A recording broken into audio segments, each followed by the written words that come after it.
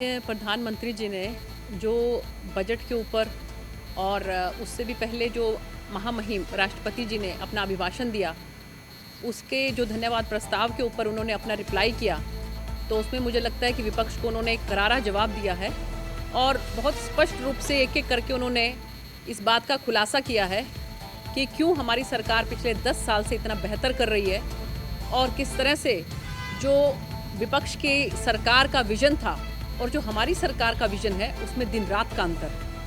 आप लोगों ने देखा होगा कि उन्होंने बताया कि 2013 के अंदर जब 2014 के जो इलेक्शन होने थे, उसमें जो इंटरिम बजट पेश किया गया था, तो उसके अंदर जो विज़न रखा था, तो उसमें ये कहा था कि 3 डिकेड के बाद हमारी जो जीडीपी है वो 3% पर आएगी। और माननीय प्रधानमंत्री जी ने बताया कि किस तरह से हमने, और उस समय में एक और मैं आपको बताना चाहती हूँ कि उसमें में 11% थी। और आप ये देखिए कि पिछले 10 सालों के अंदर हमने अपनी जीडीपी को माननीय प्रधानमंत्री नरेंद्र मोदी जी के नेतृत्व में 5% पर पहुँचा दिया।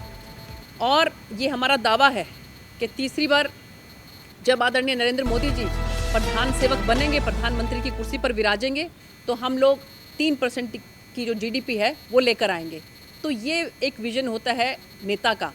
मुझे लगता है कि इन सब बातों से जो है वो विपक्ष को अच्छी तरह से जवाब मिल गया और उनके पास कुछ रहने को बचा नहीं।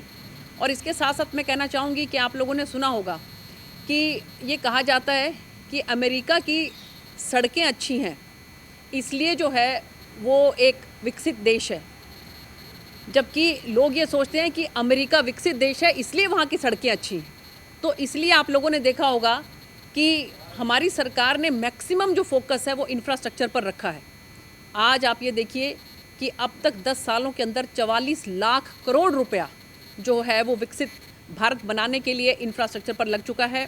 चारों तरफ आप देखें सड़कों का जाल बिछा है, रेलवे में जिस तरह से काम हुआ है और पूरा 100% इलेक्ट्रिफिकेशन जिस तरह से हुआ है, जगह जगह पर स्टेशन जो अमृत स्टेशन बनाए जा रहे हैं। और माननीय प्रधानमंत्री जी ने जो बात कही है कि वो बिलीव करते हैं कि 4 ही श्रेणियां हैं जिनका विकास करना ज़रूरी है। इन 4 श्रेणियों का विकास अगर हो जाता है तो देश अपने आप विकसित बन जाएगा, और वो हैं हमारे गरीब, हमारे किसान, हमारे युवा और हमारी नारी शक्ति। आप लोगों ने देखा होगा कि इस रिप्लाई के बीच में एक हमारे सांसद ने उठकर ये कहा कि आपने इसमें अल्पसंख्यक को नहीं रखा। माननीय प्रधानमंत्री जी ने बहुत ही आप देखा होगा कि आवेश के अंदर ये बात कही कि क्या आप मानते हैं कि जो गरीब हैं उसके अंदर अल्पसंख्यक नहीं है? क्या आप मानते हैं कि जो किसान है उसके अंदर अल्पसंख्यक नहीं है?